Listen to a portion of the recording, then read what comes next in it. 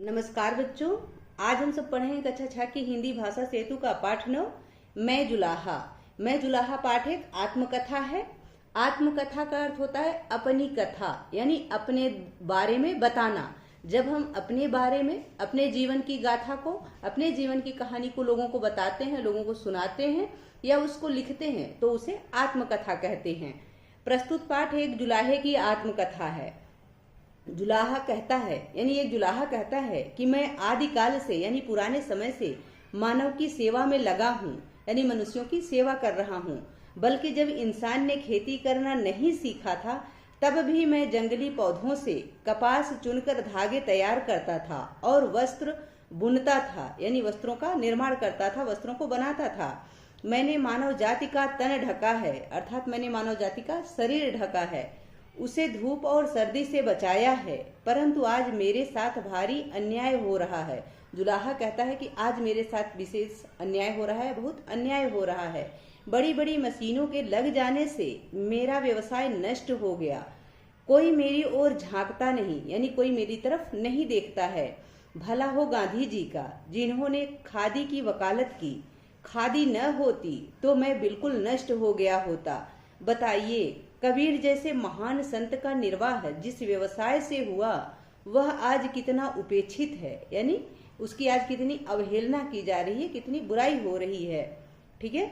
यह पाठ लघु उद्योग और हस्तशिल्प की ओर छात्रों का ध्यान आकर्षित करता है। यानी जो पाठ आप पढ़ने वाले हैं, यह पाठ छोटे छोटे जो उद्योग हैं और जो हस्तशिल्प है, यानी हाथ की कलाओं के द्वारा बनाए जाने वाले जो सामान है, उनकी ओर छात्रों का ध्यान आकर्षित करेगा।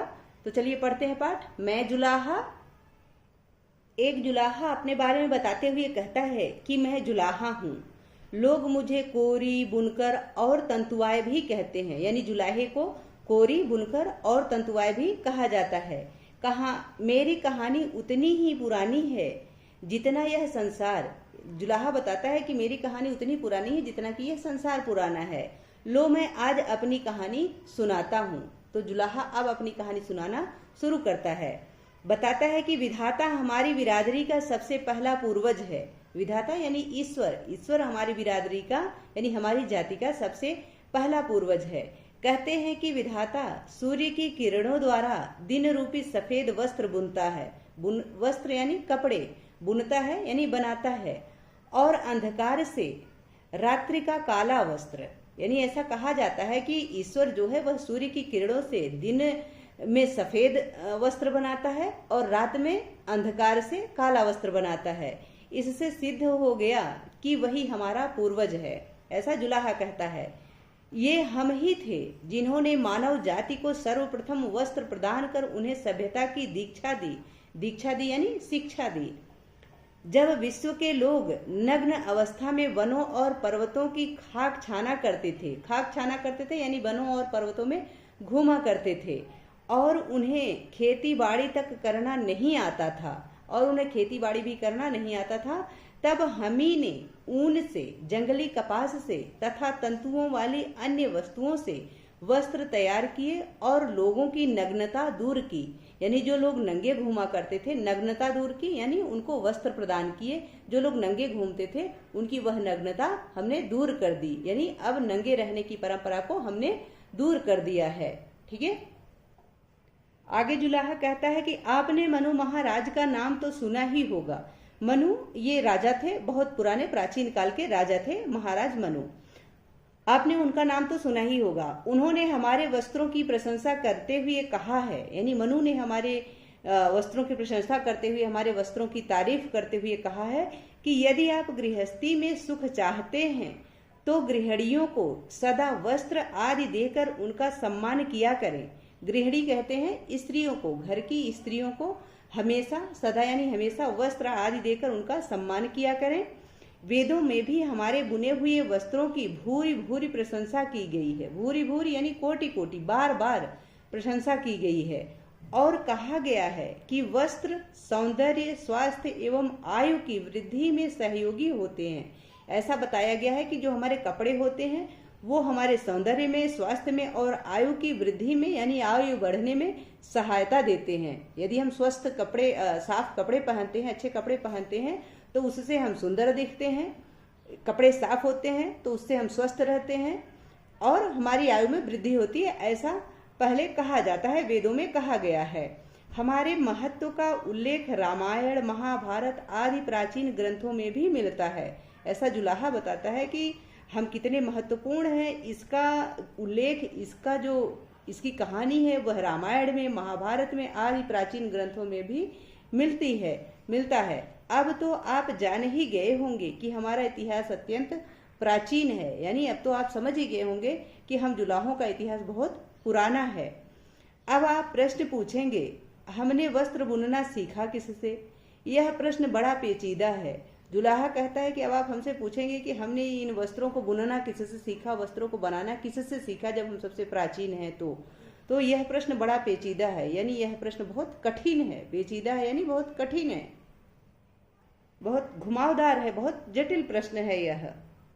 आगे जुलाहा बताता है कि प्रकृति में ऐसे बहुत से प्राणी हैं, यानी बहुत से जीव हैं जो निरंतर बुनने की क्रिया में संलग्न रहते हैं, यानी लगातार, निरंतर का अर्थ होता है लगातार, बुनने की क्रिया में यानी बुनने के कार्य में संलग्न रहते हैं, यानी लगे रहते हैं। आपने मकड़ी का जाला तो देखा ही होगा, वह कितनी कुशलता से अपना जाला बुनती है, हमें उससे प्रेरणा अवश्य मिली होगी। ऐसा बुनकर बताता है कि जरूर हमें मकड़ी से प्रेरणा मिली होगी। बुनने वालों में दूसरा उल्लेखनीय पक्षी है बया। बया एक पक्षी है जो अच्छा घोंसला बनाता है। आपने देखा होगा कि बया पक्षी पेड़ों के साथ बोतलों सी आकृति के, यानी बोतलों के जैसी आकृति के घोंसले बुनते हैं। उन्हें देखकर ऐसा प्रतीत होता है यानी ऐसा लगता है कि मानो उल्टी बोतलें लटकी हों। बया जो पक्षी होता है वह ऐसा घोंसला बनाता है जिसे देख करके ऐसा लगता है कि बोतलों को उल्टा करके लटकाया गया है। इनकी बुनाई की कला को देखकर कोई भी व्यक्ति मुग्ध हुए बिना नहीं रह सकता, यानी कोई भी व्यक्ति उसको देख करके बहुत प्रसन्न हो सकता है, बिना प्रसन्न हुए नहीं रह सकता। मुझे पूर्ण विश्वास है कि बया पक्षी हमें बुनने की कला की प्रेरणा देने में हमारा गुरु अवश्य रहा होगा। जुलाहा कहता है कि वह जो बया पक्षी है वह हमें विश्वास है कि निश्चित रूप से बुनने की कला को हमको सिखाने में, प्रेरणा देने में हमारा अवश्य ही गुरु रहा होगा, हमारा शिक्षक रहा होगा। आगे जुलाहा बताता है कि हम लोग ऊनी, सूती और रेशमी वस्त्रों को बुनकर न जाने कितने वर्षों से लोगों पर उपकार करते चले आ रहे हैं, यानी हम लोगों पर उपकार कर रहे हैं ऊनी, सूती इन सारे वस्त्रों को बना करके। इस परोपकार में हमें सुख और संतुष्टि का अनुभव होता है। वह जुलाहा बताता है कि ऐसा परोपकार करने में हमें सुख मिलता है और हमें संतुष्टि का अनुभव होता है, यानी हम अपने आप को बहुत संतुष्ट महसूस करते हैं। हमारे बुने हुए कालीन, दरियां, साल, दुसाले भारत के व्यवसाय को 4 चांद लगा रहे हैं, यानी बहुत अच्छे से बढ़ा चढ़ा रहे हैं, बहुत भारत के व्यवसाय को बहुत आगे बढ़ा रहे हैं। 4 चांद लगा रहे हैं यानी उसको आगे बढ़ा रहे हैं। आपने ढाका की मलमल के विषय में तो सुना ही होगा, उसका पूरा थान एक अंगूठी के बीच से निकल जाता था।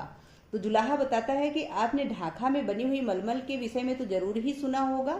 जो वह मलमल हुआ करता था ढाका में बनने वाला, उसका पूरा थान यानी तकरीबन 10 मीटर 20 मीटर कपड़ा जितना होता था वह अंगूठी के बीच से निकल जाता था। इतना मुलायम हुआ करता था, इतना पतला और मुलायम हुआ करता था।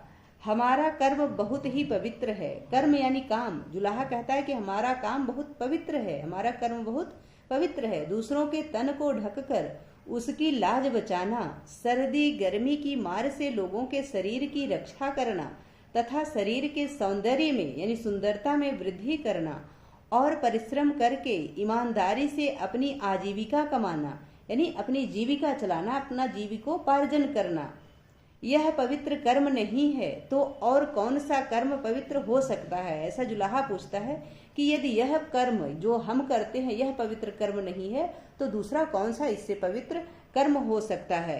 यानी हम बहुत ईमानदारी के साथ परिश्रम करके अपना कार्य करते हैं और अपनी जीविका चलाते हैं, यानी अपने जीवन का यापन करते हैं, जीवन यापन करते हैं, अपना खर्चा चलाते हैं, इसलिए यह सबसे पवित्र कार्य है। आगे जुलाहा कहता है कि आपने महात्मा कबीर का नाम तो सुना ही होगा, यानी आपने कबीरदास जी का नाम तो सुना ही होगा। उनके दोहे और पद भी आपने पढ़े होंगे। कितना ज्ञान और रहस्य भरा पड़ा है उनमें, यानी कबीरदास जी के दोहों में कितना ज्ञान और रहस्य भरा पड़ा है। संत कबीर जुलाहे ही तो थे, यह बताता है जुलाहा कि संत कबीर जो थे वो भी जुलाहे ही तो थे। वे कपड़ा बुनते जाते थे और दोहे सुनाते जाते थे। अनपढ़ होते हुए भी कितना सम्मान था, यानी कबीरदास जी का अनपढ़ होते हुए भी कितना सम्मान था समाज में उनका, यानी कबीरदास जी का समाज में बहुत सम्मान था, कितना ज्यादा सम्मान था ऐसा जुलाहा बताता है। कितना ऊंचा था उनका व्यक्तित्व, व्यक्तित्व यानी उनका जो व्यक्तित्व था, जो उनका चरित्र था वह कितना ऊंचा था, बहुत अर्थात बहुत ऊंचा था। कितने निर्भीक थे वे, यानी कबीरदास जी कितने निर्भीक थे, किसी से डरने वाले नहीं थे। कितने ईश्वर भक्त थे, कितने बड़े ईश्वर भक्त थे, यानी भगवान के बहुत बड़े भक्त थे। यह सभी जानते हैं, जुलाहा बताता है कि इस बात को सभी लोग जानते हैं। और उन्होंने कहा था, और जुलाहा कहता है कि और उन्होंने कहा था, अर्थात कबीरदास जी ने कहा था कि जात ने पूछो साधु की, पूछ लीजिए ज्ञान, मोल करो तलवार का, पड़ा रहन दो म्यान। यह कबीरदास जी का दोहा यहाँ देते हुए जुलाहा कहता है कि कबीरदास जी ने ऐसा कहा था कि जात ने पूछो साधु की, यानी सज्जन व्यक्तियों की जात मत पूछिए, न पूछो यानी मत पूछिए। जो सज्जन व्यक्ति है, अच्छा व्यक्ति है, उसकी जाति मत देखिए, उसका धर्म मत देखिए कि वह किस जाति का है, किस धर्म का है। पूछ लीजिए ज्ञान, परंतु उससे उसका ज्ञान जरूर पूछ लीजिए, यानी वह कितना ज्ञानी है, कितना अच्छा व्यक्ति है, उसमें सीखने लायक क्या है, यह आप उससे जान लीजिए, परंतु उसकी जाति मत पूछिए, धर्म मत पूछिए कि वह किस जाति का है, किस धर्म का है। उसमें जो ज्ञान है उसको आप ग्रहण कर लीजिए। मोल करो तलवार का, पड़ा रहने दो म्यान। कबीरदास जी कहते हैं, जुलाहा बताता है कि कबीरदास जी के दोहे में कबीरदास जी कहते हैं कि मोल करो तलवार का, तलवार का मोल किया जाता है, पड़ा रहने दो म्यान, म्यान को छोड़ दो, म्यान का मोल नहीं होता है। यानी तलवार जो होती है उसकी धार कितनी अच्छी है, उसका जो कार्य है उस कार्य को वह तलवार कितने अच्छे से करती है, इसका मोल होता है। वह किस म्यान में रहती है, उस म्यान में सोने जड़े हैं, चांदी जड़े हैं, हीरे जवाहरात जड़े हैं, इसका मोल नहीं होता है, इसलिए उसको छोड़ दो। मोल अगर करना है तो तलवार का करो, तलवार की धार का मोल करो, ऐसा कबीरदास जी ने कहा है, जो कि जुलाहे ने यहाँ अपनी आत्मकथा में कह के बताया है। आगे जुलाहा कहता है कि हम सदा से यानी हमेशा से अपनी कला और साधना में दत्त चित्त लगे रहे हैं। दत्त चित्त यानी चित्त लगा करके, मन लगा करके अपने कार्य में, अपने साधना में हम लगे हुए हैं। परंतु हमारा दुर्भाग्य जागा तब जब अंग्रेजी शासन ने मशीनी वस्त्रों को बढ़ावा देना शुरू कर दिया। दुर्भाग्य जागा यानी तब हमारा समय सबसे बुरा हो गया जब अंग्रेजी शासन में मशीनी वस्त्रों को बढ़ावा दिया गया, यानी मशीनों से बनाए गए वस्त्रों को लोग ज्यादा पहनना शुरू किए, उसको ज्यादा बढ़ावा देना शुरू कर दिया गया।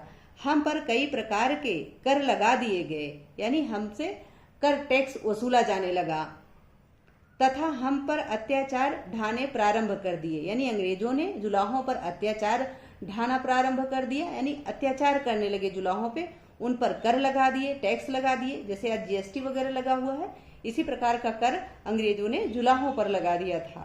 आगे कहता है जुलाहा कि धन्य है महात्मा गांधी, यानी महात्मा गांधी जी धन्य हैं जिन्होंने विदेशी वस्त्रों की होली जलाई, यानी विदेशी वस्त्रों को आग लगाया, उनको जलाया और स्वदेशी आंदोलन चलाकर हमें जीवन दान दिया। यानी हम जैसे जुलाहों को जीवन दान दिया, हमारे उसको बचा के, हमारे धंधे को बचा करके, हमारे व्यवसाय को बचा करके, स्वदेशी वस्त्रों को बढ़ावा दे करके तथा विदेशी वस्त्रों को जला करके गांधी जी ने हमें जीवन दान दिया है, ऐसा जुलाहा बताता है। उन्होंने स्वयं चरखा चलाकर सूत काता और खादी बुनने को प्रोत्साहित किया, यानी खादी वस्त्र बुनने को प्रोत्साहित किया गांधी जी ने, इसलिए वह जुलाहा गांधी जी की तारीफ कर रहा है कि गांधी जी ने सूत काता और खादी वस्त्र को बुनने के लिए प्रोत्साहित किया। उन्होंने खादी ग्रामोद्योग का विशेष प्रचार किया, यानी गांधी जी ने खादी ग्रामोद्योग का विशेष रूप से प्रचार प्रसार किया। हम डूबतों को तिनके का सहारा मिल गया, यानी डूबते को तिनके का सहारा, जहाँ कुछ नहीं था, कोई हमारा सहारा नहीं था, वहां गांधी जी का ये काम जो है वो हमारे लिए डूबते को तिनके के सहारे के समान काम मिल गया, यानी हमको एक सहारा मिल गया। आज खादी पहनना गर्व का विषय माना जाता है, यानी आज के समय में, वर्तमान समय में खादी वस्त्रों को पहनना बड़े गर्व का विषय माना जाता है और महंगा भी होता है खादी का वस्त्र। अब खादी आधुनिकता और फैशन का पर्याय बन चुकी है। विदेशों में खादी खूब पसंद की जाती है। अब तो हम पॉलिएस्टर के मिश्रण से पोली खादी बना रहे हैं। हमने भी समय की रफ्तार के अनुसार चलना सीख लिया है। जुलाहा कहता है कि अब हम पॉलिएस्टर के मिश्रण से पोली खादी बना रहे हैं। अब हमने भी समय की रफ्तार के साथ, जैसे समय भाग रहा है उसी के अनुसार हम भी चलना सीख लिए हैं। यद्यपि मशीनों पर वस्त्र धड़ाधड़ बुने जा रहे हैं, पर हमारे बुने वस्त्रों की अपनी ही विशेषताएं हैं। हथकरघों पर बुने वस्त्र विश्व भर में तहलका मचा रहे हैं। यानी जो वस्त्र हस्तकरघों पर बनाए जाते हैं, हथकरघों पर अब बनाए जा रहे हैं आज भी, वो पूरे विश्व में तहलका मचा रहे हैं। यानी पूरे विश्व में उनकी बहुत प्रसिद्धि है। आगे जुलाहा कहता है कि भाइयों, मैं आपको निमंत्रण देता हूँ, यानी मैं आपको आमंत्रित करता हूँ, मैं आपको बुलाता हूँ कि आप आकर हमारे करघे को देखिए। आप हमारे यहाँ आए, हम जुलाहों के यहाँ आए और हमारे करघे को देखिए, कितना सादा सा है हमारा हथकरघा। हमारे औजार भी सीधे सादे हैं। आप चाहेंगे तो हम आपको भी बुनने की कला सिखा देंगे। ऐसा एक जुलाहा कहता है कि आप हमारे यहाँ आइए, हमारे हथकरघों को देखिए कि वह कितना सादा सा है, कितना सीधा है, हमारे औजार कितने सीधे सादे हैं। और यदि आपको हथकरघा सीखने का शौक है, आप सीखना चाहते हैं, तो हम आपको बुनने की कला सिखा देंगे। ऐसा एक जुलाहा अपनी आत्मकथा में कहता है और लोगों को अपने यहाँ आने के लिए आमंत्रित करता है। आशा है कि यह पाठ आप सबको अच्छे से समझ में आ गया होगा।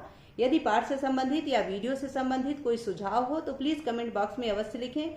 आपकी कोई क्वेरी हो तो उसको भी कमेंट बॉक्स में अवश्य लिखें। इस पाठ का अभ्यास कार्य हम अगली वीडियो में आपको करा देंगे। वीडियो पसंद आए तो इसको लाइक करें, शेयर करें। चैनल पर नए हैं तो प्लीज इसे सब्सक्राइब अवश्य करें। बहुत बहुत धन्यवाद।